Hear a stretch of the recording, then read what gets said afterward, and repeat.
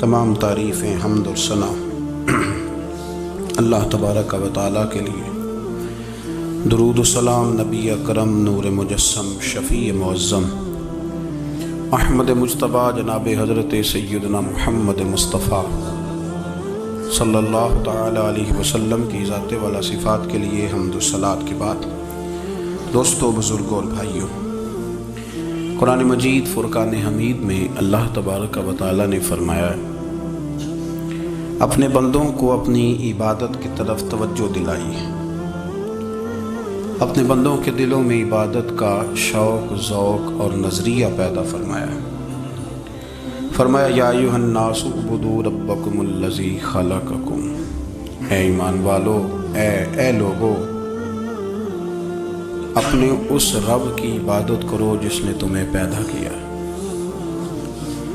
والذین من قبلکم، اور ان لوگوں کو بھی پیدا کیا ہے جو تم سے پہلے تھے۔ تمہیں عبادت کا نفع یہ ملے گا لعلکم تتقون، کہ تم پرہیزگار ہو جاؤ گے۔ عبادت اس لیے کیا کرو کہ اللہ نے تمہیں پیدا کیا ہے، اور اس لیے کہ تم سے پہلے لوگوں کو بھی اللہ نے پیدا کیا ہے۔ اور پھر ارشاد فرمایا کہ الذی جعل لکم الارض فراشا، وہی رب ہے جس نے تمہارے لیے زمین کو فرش بنایا ہے، والسماء بناء، اور آسمان کو چھت بنایا، وانزل من السماء ماء فاخرج به من الثمرات رزقا لکم، زمین کو فرش بنایا، آسمان کو چھت بنایا، پھر آسمان سے پانی برسایا جس کے ذریعے پھل نکالے، اور وہ بھی کسی اور کے لیے نہیں، رزق لکم، تمہارے رزق کے لیے، وہ بھی تمہارے رزق کے لیے یہ ساری نعمتیں تمہیں دی ہیں۔ اب فلا تجعلوا للہ اندادا، اب تم اللہ کے ساتھ کسی کو شریک نہ بناؤ، وانتم تعلمون، اور تم جانتے بھی ہو، تمہیں خبر بھی، تمہیں پتہ ہے کہ عبادت اللہ کی کرنی چاہیے، تمہیں پتہ ہے کہ نماز پڑھنی چاہیے، تم جانتے ہو کہ نوافل ادا کرنی چاہیے، تمہیں پتہ ہے کہ سجدے آنکھیں بند کر کے جھوٹ کی زندگی جی کے، اپنے ساتھ بددیانتی کر کے، دھوکہ دے کے، اپنے آپ کو دائیں بائیں، اپنے آپ کو کہیں مصروف رکھ کے کچھ وقت ضائع تو کر لیتے ہو، پر تمہیں پتہ تو ہے نا کہ عبادت اللہ کی کرنی، تمہیں اس کی خبر ہے۔ فرمایا اس رب کی، دیکھیں نا، انسان پر اگر کوئی شخص نیکی کر دیتا ہے، احسان کر دیتا ہے، تو انسان اس کے سامنے پھر گردن نہیں اٹھا سکتا، یار یہ میرے مشکل وقت کا دوست ہے، اس نے میرے ساتھ نیکی کی ہے، کبھی بھی گردن نہیں اٹھائے گا، جھکا کے رکھے گا۔ تو اگر عام کوئی نیکی کر دے تو اس کے سامنے انسان کبھی گردن نہیں اٹھاتا، تو جو رب ساری نعمتیں عطا فرمائے، جو کہے کہ تیری تخلیق میں نے کی، تجھ سے پہلوں کو بھی پیدا میں نے کیا، تیرے لیے زمین کا بچھونا بھی میں نے بچھایا، آسمان کی چھت بھی میں نے لگائی، تیرے لیے زمین سے ساری اناج کو، پھل کو، کھیتیوں کو نکالا بھی تیرے لیے، اب تو اس طرح کر کہ تو میری عبادت کر، تو میری بارگاہ میں جھک جا۔ بہت سارے نشے لوگوں کو لگے ہوئے ہوتے ہیں، ہر آدمی کوئی نہ کوئی نشہ کرتا ہے، کوئی دولت کا کرتا ہے، کوئی شہرت کا کرتا ہے، کوئی اپنی تعریف کا نشہ کرتا ہے، دو چار لوگوں سے تعریف سن کے مطمئن ہو جاتا ہے۔ ناراض تو نہیں ہو گیا اس جملے سے؟ آپ کرتے ہیں لوگ دولت کا نشہ، یہ جب نقصان ہوتا ہے تو بندے بیمار نہیں ہو جاتے، پیسے ڈوب جاتے ہیں تو لوگ بیمار نہیں ہو جاتے، تو اس کا مطلب یہ ہوتا ہے کہ نشہ ٹوٹ گیا ہے۔ اب بہک ہوئے ہیں نا تھوڑے سے تو کانپتے ہیں، تڑپتے ہیں، پریشان، نشہ ہی اسی طرح ہی کرتا ہے نا، نہیں ملتا تو پریشان ہوتا ہے۔ یہ سارے نشے ہیں، مختلف قسم کا نشہ۔ ہم مانتے نہیں اس بات کو، تسلیم نہیں کرتے، کیونکہ تسلیم کرنا بڑا مشکل کام ہے، اس کے لیے تو بڑی ساری چیزیں جو ہیں وہ دبوچ کے اور بڑی سارے رستے پھلانگ کے آنا پڑتا ہے، تو بڑا مشکل ہے ماننا، ورنہ کرتے ہیں ہم، ہمارا مزاج ہے۔ یہ گھومنے پھرنے کا، دنیا دیکھنے کا بھی ایک نشہ ہے، یہ بہت ساری باتیں کرنے کا بھی ایک نشہ ہے، گپ شپ کا بھی ایک نشہ ہے۔ دو چار لوگوں کی جب تک پگڑیاں نہ کھول لیں، بعض لوگوں کو نیند نہیں آتی، یہ غیبت کا، چغلی کا، بددیانتی کا، یہ بھی ایک نشہ ہے۔ اس پر ملا رومی رحمۃ اللہ نے بڑا کلام لکھا ہے، وہ کہتے ہیں مانگ کے کھانے کا بھی نشہ ہے، مانگ کے کھانے کا بھی نشہ ہے۔ وہ کہتے ہیں کہ ایک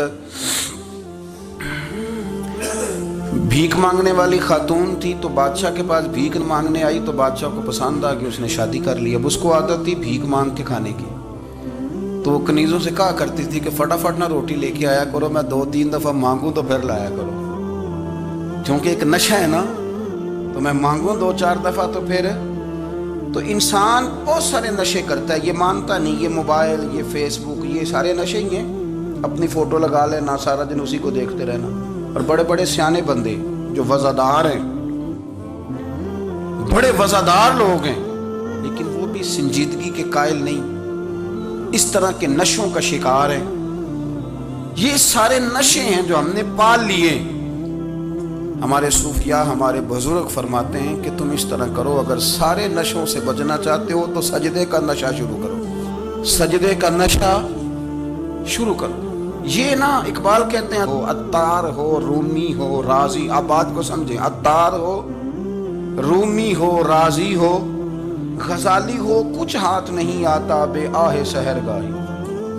کہتے ہیں بہت بڑا صوفی ہو جیسے فرید الدین عطار تھے، بہت بڑا تصوف کا امام ہو جیسے امام غزالی تھے، بہت بڑا تفسیر کا استاد ہو جیسے امام رازی ہو، عطار ہو، رومی ہو، رازی ہو، غزالی ہو، پر کچھ ہاتھ نہیں آتا بے آہ سحر گاہی۔ اگر سویرے اٹھ کے روتا نہیں نا اللہ کی بارگاہ میں، اگر تہجد نہیں نہ پڑھتا تو کچھ ہاتھ نہیں آتا بے آہ سحر گاہی۔ پھر اس کو کوئی چیز نصیب، میری بات کی سمجھ آ رہی ہے آپ حضرات؟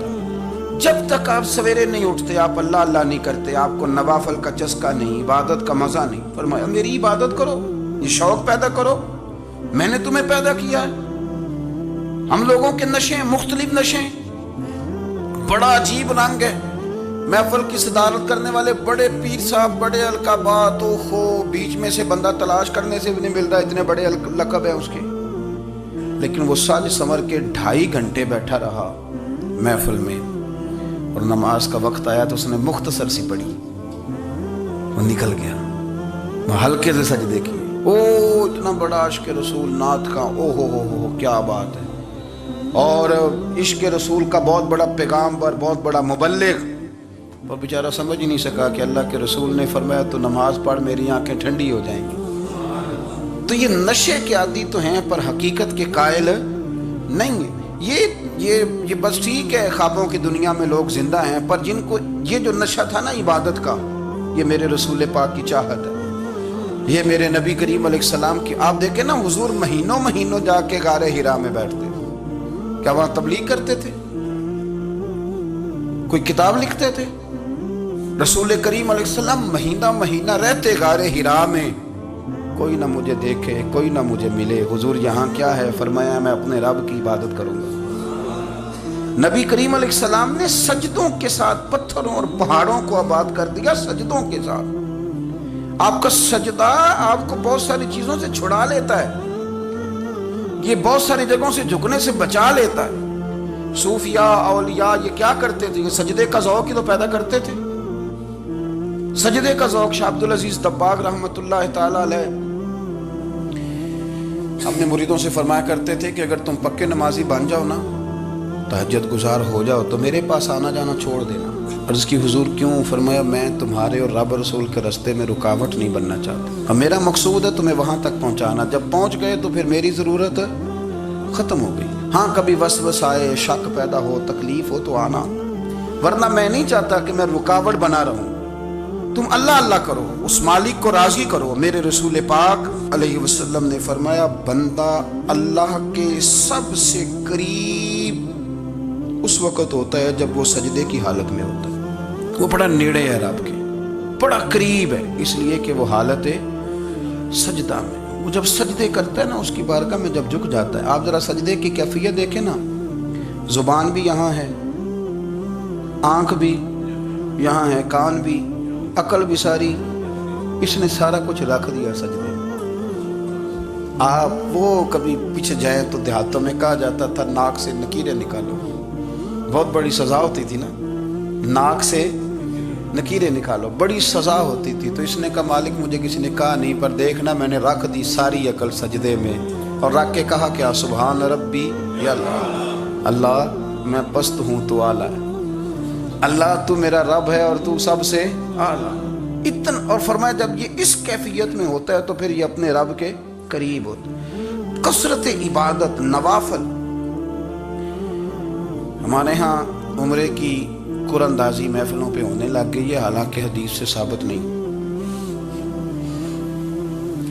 मैं दोस्तों से कहता हूँ जायज़ है, करनी चाहिए, उम्रे की कुरानंदाजी जायज़ है, पर किसी हदीस में नहीं आई कि कुरानंदाजी करो उम्रा करो। हदीस में कुरानंदाजी ये आई है कि नबी पाक अलैहि सलाम ने फरमाया तुम्हें पता चल जाए ना पहली सफ़ का सवाब कितना है, तुम कुरानंदाजी करो। उम्रे की कुरानंदाजी का तो पोस्टर छपता है, तो ये वाली कुरानंदाजी कब होनी है, होनी चाहिए कि नहीं। हुजूर ने फरमाया तुम्हें पता चले कि इसका सवाब कितना, तो तुम कुरानंदाजी करो, तुम कुरा डालो। जब आप नमाज पढ़ रहे होते हैं, जब आपका मुसल्ला आबाद होता है, सलाहुद्दीन अय्यूबी एक बुजुर्ग से मुलाकात हो गई, बैतुल मक़दस पर कब्जा था ईसाइयों का। तो सलाहुद्दीन बड़े परेशान थे। बाबा जी कहने लगे पुत्र क्या हुआ, कहने लगे हुजूर पता चला है दुश्मन के 2 बहरी बेड़े असला लेके आ रहे, मुसलमान पहले ही कमज़ोर हैं और अब अगर 2 बहरी बेड़े और आ गए तो हुजूर मसला बन जाएगा।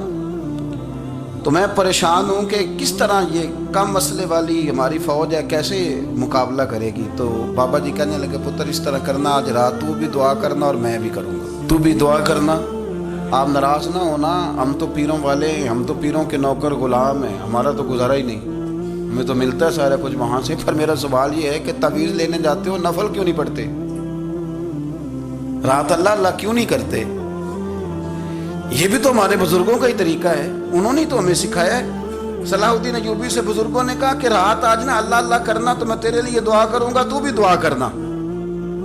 तो बंदा जब दुखी होता है तो सजदा करता है, तो फिर ही तो मुसल्ला भीग जाता है, फिर ही तो मज़ा आता है। सुखी बंदा तो काबे जाके नहीं रोता, दुखी थे, तकलीफ थी, तो सर रखा सजदे में तो तड़प गए।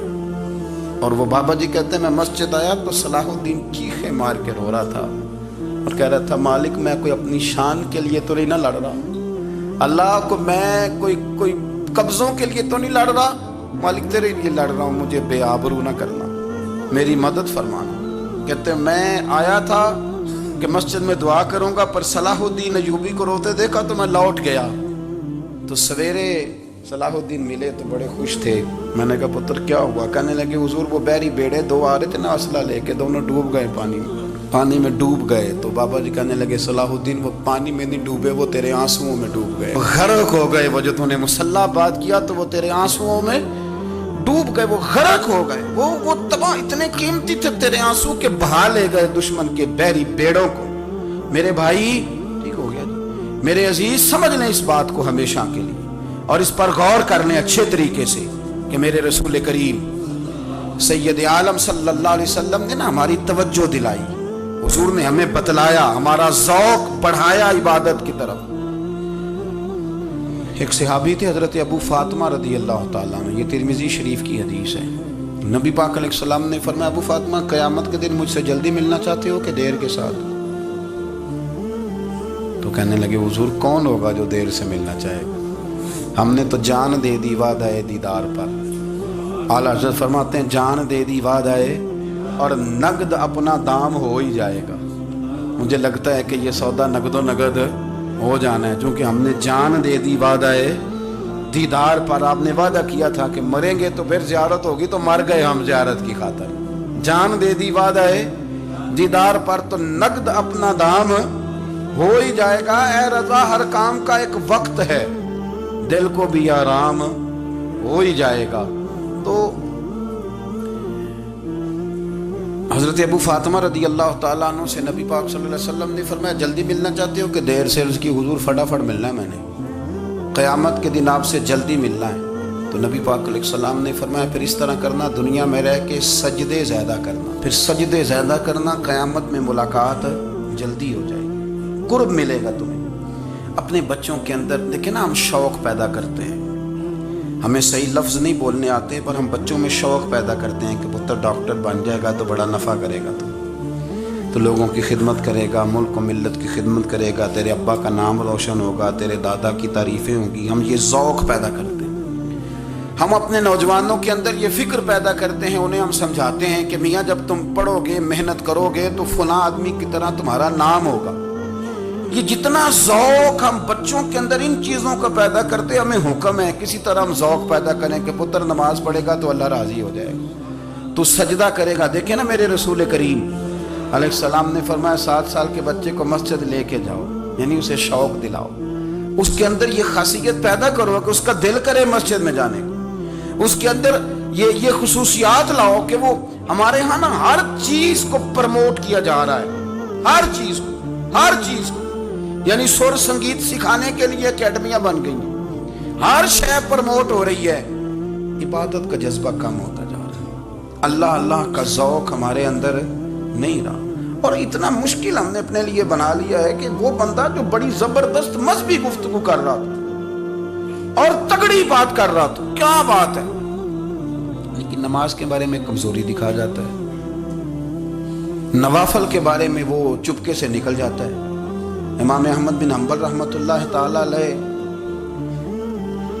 مسند امام احمد بن حنبل 14 جلدوں میں ہے مارکیٹ میں، اور مجھے تو خیر پسند ہی بڑی ہے، میں نے کئی دفعہ پڑھی ہے، اور کیا بات ہے امام احمد بن حنبل کی، کیسے تگڑے قسم کے محدث تھے اور اللہ نے کتنا انہیں اعزاز عطا فرمایا ہوا تھا۔ یہ کوڑے بھی کھاتے تھے دین کی خاطر، سارا کرتا لہو سے بھر بھی جایا کرتا تھا، بڑا اعزاز والا شخص تھے، بڑے اعزاز والے، حدیثیں جمع کرنا، حدیثیں لکھنا، حدیث پڑھانا، سارا دن رہتے تھے، کہہ سکتے تھے کہ میں کر تو رہا ہوں کام، اور حدیث بھی موجود ہے کہ عالم عابد سے افضل ہوتا ہے، پر اس کے باوجود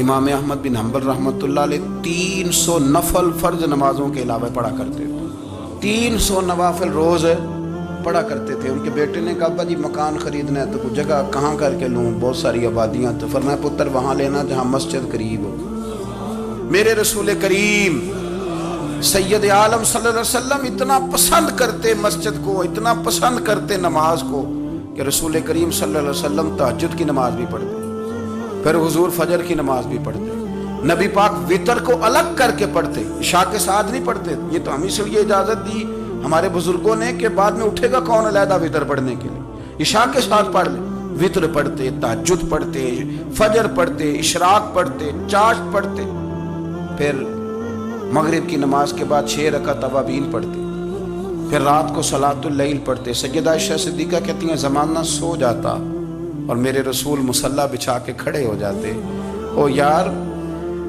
کھیتی باڑی کر کے نہیں، محنت مزدوری کر کے نہیں۔ جناب عائشہ کہتی ہیں میں یہ بھی دیکھتی کہ حضور ایک آیت شروع کرتے تو ساری رات اسی کو پڑھتے، اور میری نظر جاتی تو قدم مبارک پہ ورم آ جاتا۔ یار نماز پڑھ کے اتنی مشقت کر کے، اتنی جد و جہد کر کے ورم آ گیا، یا رسول اللہ اتنی محنت کیوں کرتے ہو؟ فرمایا افلا اکون عبدا شکورا، کیا میں اپنے رب کا شکر گزار بندہ نہ بنوں؟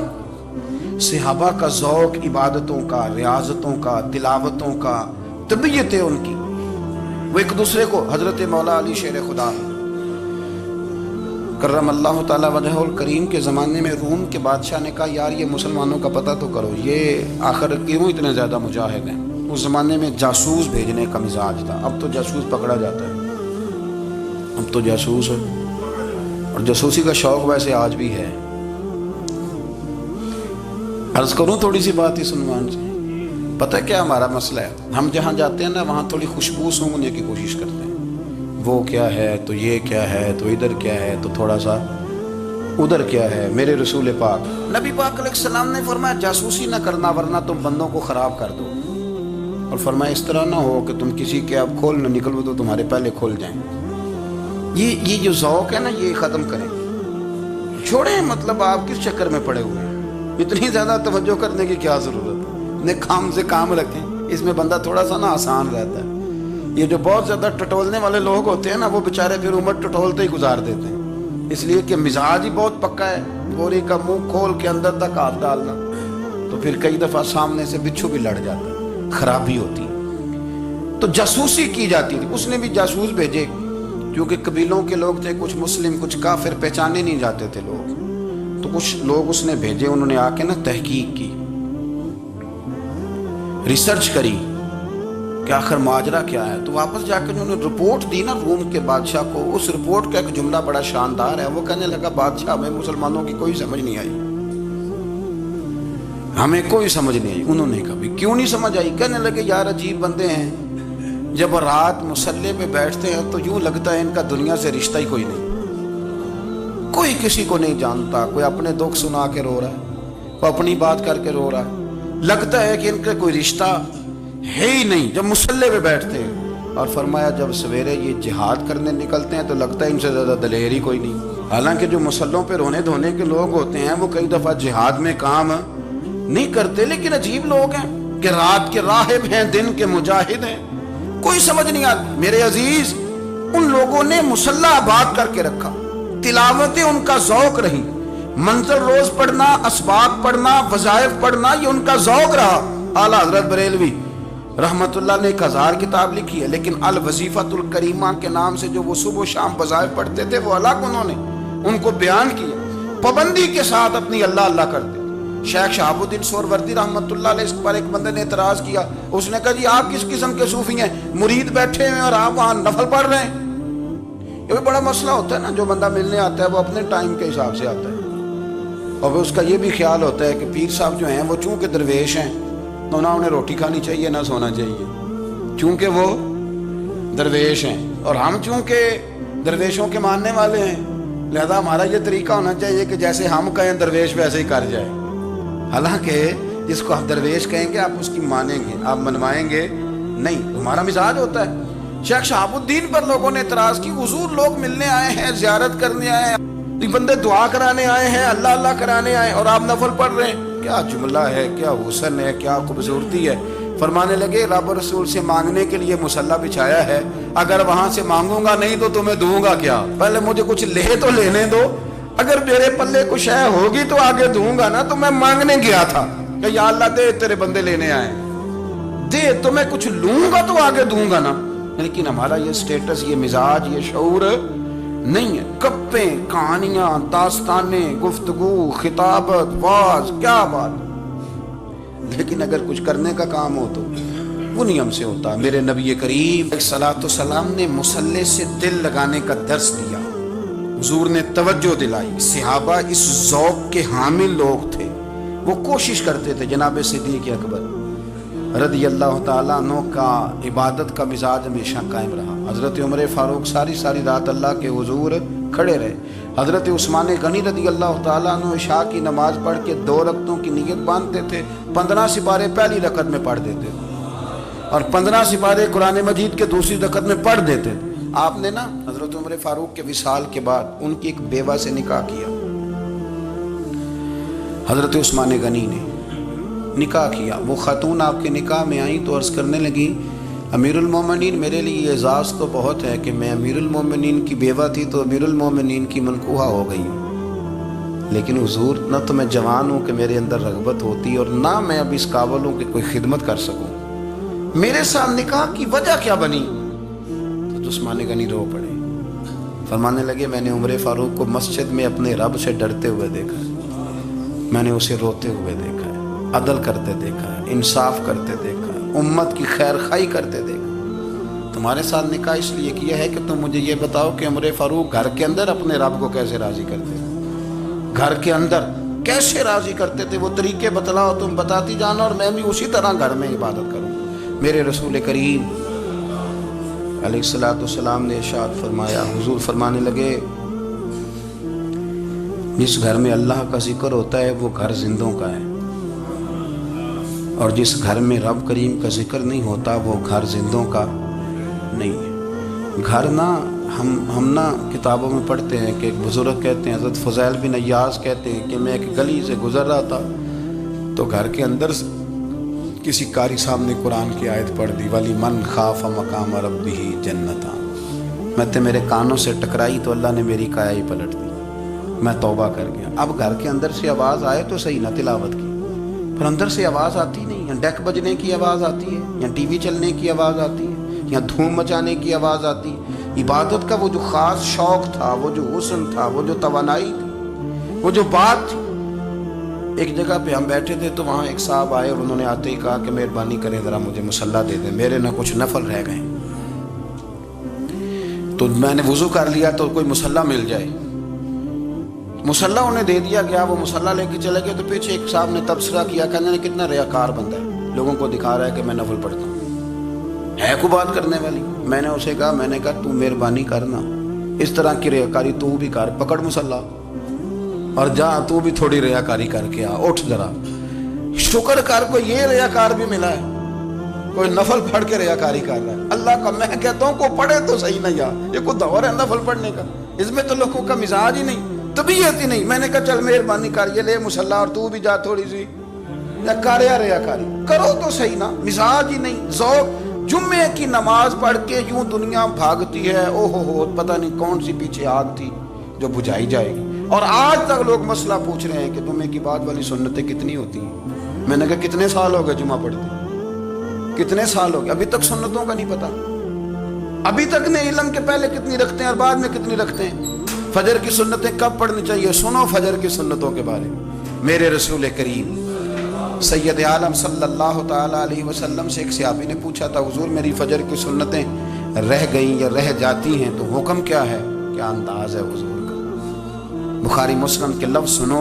حضور سید عالم صلی اللہ علیہ وسلم فرمانے لگے، اس نے کیا پوچھا تھا، حضور جواب کیا دیتے ہیں؟ فرمایا فجر کی سنتیں کبھی نہ چھوڑنا، فجر کی پہلی 2 سنتیں کبھی نہ چھوڑنا. یا رسول اللہ صلی اللہ تعالی علیہ وسلم میری رہ گئی ہیں، رہ جاتی ہیں. فرمایا فجر کی 2 سنتیں نہ چھوڑنا.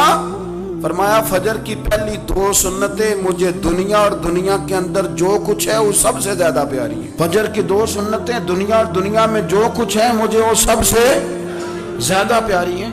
اس لیے فجر کی سنتیں نہ چھوڑنا. اپنا ذوق، اپنی طبیعت، ہم نے نا ذوق غلط بنا لیا. اگر 20 بندے کہہ بھی دیں گے تو نے بڑی شاندار تلاوت کیا تو کیا اس سے بنے گا؟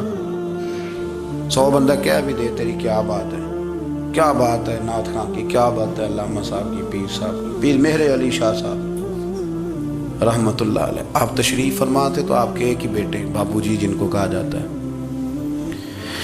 جس دن صاحبزادے پیدا ہوئے تو خادم نہ وہاں سے نکلا. ان لوگوں کے شوق اور طرح کے تھے نا، تو ان کی توجہ بھی اپنے شوق کی طرف رہتی. تو خادم نکلا اندر سے، پیر صاحب مبارک ہو، پیر صاحب مبارک ہو، پیر صاحب مبارک ہو، پیر صاحب مبارک. وہ شور کر رہا ہے تو پیر صاحب کو وجد ہو گیا، اللہ اکبر اللہ اکبر اللہ. وہ کیا ہوا، کس بات کی مبارک دے رہے ہو؟ اس کی حضور اللہ نے بیٹا دیا ہے. تو آپ فرمانے لگے اچھا حضور آپ کیا ہوا، آپ تو پریشان ہو گئے. فرمانے لگے جب تو نے 3 دفعہ کہا نا مہر علی کو مبارک ہو تو میں سمجھا تھا شاید تجھے کسی نے بتا دیا ہے کہ مہر علی سے اللہ راضی ہو گیا. میں سمجھا تھا کہ شاید تو یہ خبر لے کے آیا ہے کہ کسی نے بتایا ہے کہ مجھے آج خبر ملی ہے کہ مہر علی سے رب اچھا پتر ہوا ہے. الحمدللہ اللہ کا شکر ہے. پر میرے لیے مبارک کا دن وہ ہوگا جب میرا رب کہے گا کہ میں مہر علی سے راضی ہوں. میرے محبوب کہیں گے کہ میں مہر علی سے. آپ بات کو سمجھیں. شوق ہی کسی اور طرف تھا، دل ہی کہیں اور لگا ہوا تھا، طبیعت ہی کہیں اور مائل تھی. کوئی وظیفہ پوچھتے تھے تو پڑھتے تھے وہ لوگ، کچھ اللہ اللہ انہیں بتائی جاتی تھی تو کرنے کا ذوق رکھتے تھے، طبیعت تھی، قائل تھے. حضرت ربیع کہتے ہیں میں بڑی دور سے سفر کر کے گیا حضرت اویس کرنی سے ملنے، بڑی دور سے. اور جب میں پہنچا تو فجر کا وقت تھا. تو حضرت اویس کرنی کو میں نے پا لیا. تو وہ نماز پڑھ کے نا قرآن شریف لے کے بیٹھ گئے.